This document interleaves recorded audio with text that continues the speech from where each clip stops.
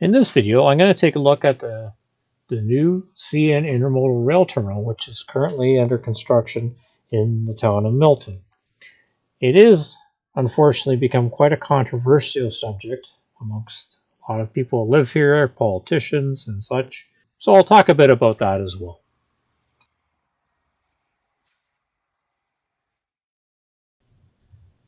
As you can see by the photos I took, construction is still in its very much early stages. I took 2 photos from the Britannia overpass looking south, and you can see how CN's clearing the land for the yard. The second shot's a bit of a zoom-in shot, showing some of the work. And then in the third photo, I've got a picture of the lower baseline current level crossing, which has been closed, and they're going to be putting in an overpass there due to the fact that that will be the bottom end of the terminal with a lot of rail traffic, which they'll definitely want a grade separation there for lower baseline. So on the Railway Age website, there is a rendering of what the yard will look like when it's completed.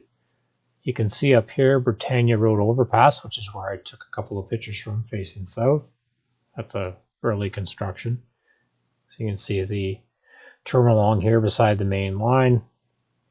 The yard virtually stretches all the way down just about to lower baseline where the overpass is there. For more detail, they've got it all labeled here for the roadway access and all that. That's on the Railway Age website, which I'll leave a link. So let's talk briefly about the pros and cons. On the pros side, truck emissions on average are 6 to 7 times higher than trains, just due to the sheer volume that trains can haul.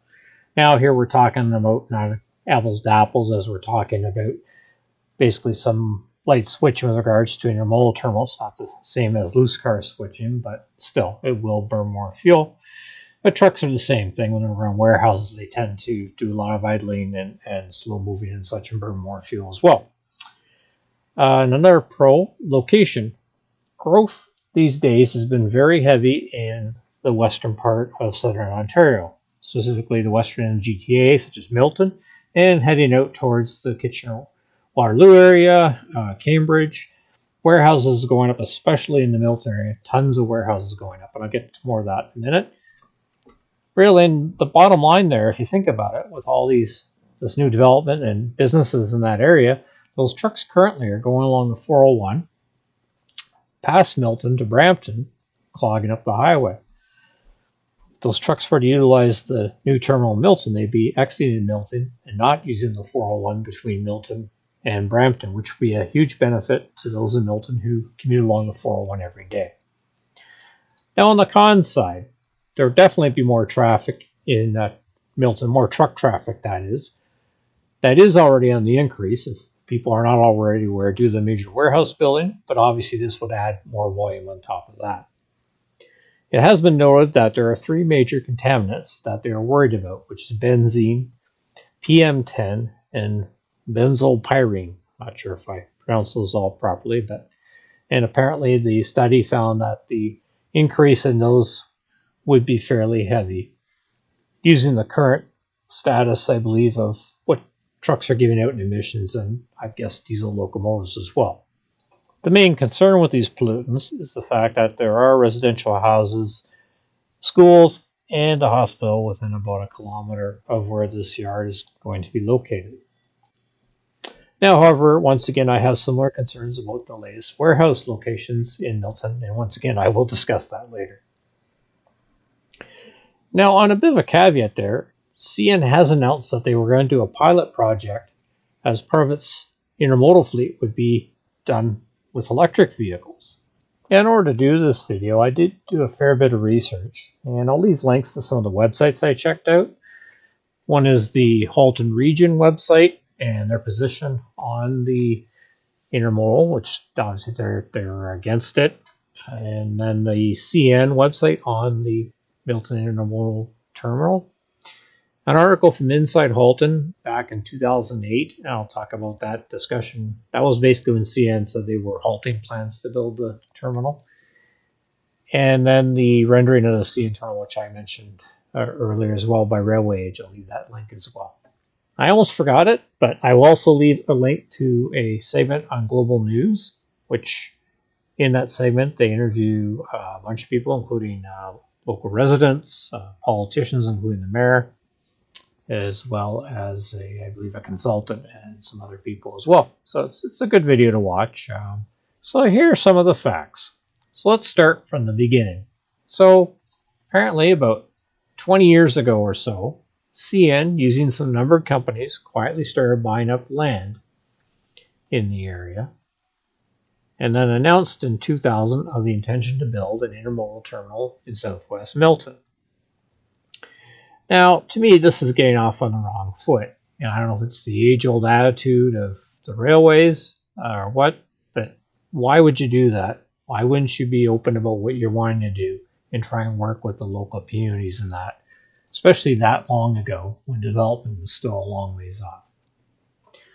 So right from the beginning, there was a lot of opposition to it, and apparently there was a big debate and fight over it, and CN announced in 2008 that they were not going to build this terminal. However, if you read the article, that's one of the ones I'm leaving a link to, the CN person that was at that meeting, a guy by the name of Richard Patton, did say, we would like to develop this land into an industrial park that's rail served. So even if they weren't going to use it as an intermodal terminal, they were going to use it for something. So I think the flag should have still been there in the minds of Milton that there was going to be some rail yard of some sort going up in that area. Now, out of all this disagreement and issue that's been going on here, I do have some questions. So to CN, why didn't they openly approach the purchase of the land? I mean, that should have been a given. If you want to start this out on the right foot, as I mentioned earlier, you really should have been open about what you were wanting to do with the land, especially with a large growing community in the area. Now, after 2008, why did the town of Milton continue to build houses on the west side of Milton? If you knew that the rail land had not been sold and they were likely going to do something with it someday, why would you continue to build houses? In the early 2000s and right up until recent years, there really were virtually no houses close to Britannia in that area. So I'm not sure why they continue to do that. And on the flip side, why has the town of Milton chosen to build kilometers of warehouses on the east side of James Snow, directly across the road from residential neighborhoods, as in the pictures I'm showing here? There are literally kilometers of warehouses going up all the way from the south side of the Canadian Pacific Railway tracks, which those warehouses are now operational, all the way to Britannia. Shouldn't those warehouses have been going up on the west side near where CN was proposing to build a yard, and the residential gone up on the east side? That I don't understand. Milton seems to have become the warehouse capital of Canada. Well, Ontario anyway.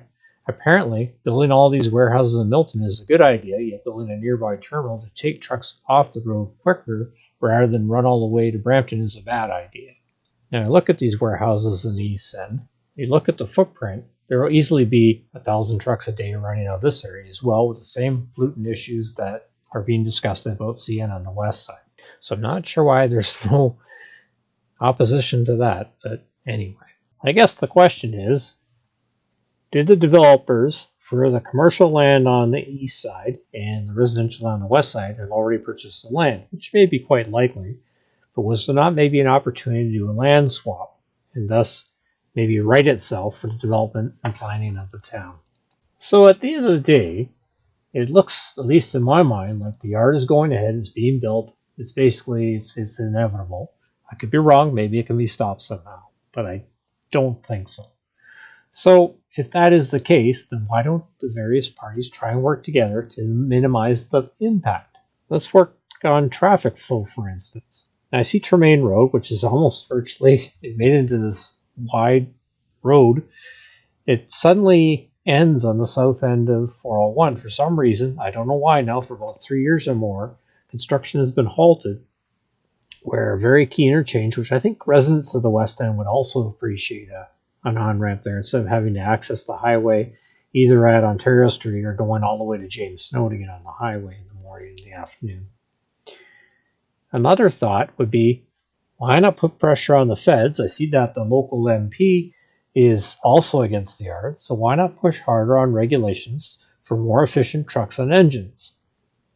Now, I think, however, in the background that is moving forward. There are trucking fleets that are looking at electric trucks and actually moving forward with it. Local trucking company Pride Trucking, I know for a fact, has opened up a new office, I believe, on the west side of James Snow Parkway, and that is going to be dedicated to electric trucks. On the diesel locomotive side, they are now purchasing what are Tier 4 compliant engines, as the General Electric ET44AC is, and CN is buying those. So that's a step in the right direction too. There is a legacy of older locomotives and trucks out there, there's no doubt about it. But I think if we continue to push in a greener fashion with regards to transportation and get those emissions off, I think that will help. At the end of the day, there's going to be a lot of traffic there that can't be avoided. So that concludes my look at the CN Intermodal yard in Milton, and I hope you found the video informative in that. And however, if you have some other facts you want to bring forward, I'd be interested in hearing about. You can always put that in the comment section.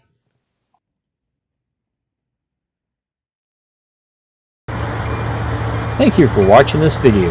If you like what you saw and wish to see more content on model trains and real trains, please subscribe to my channel.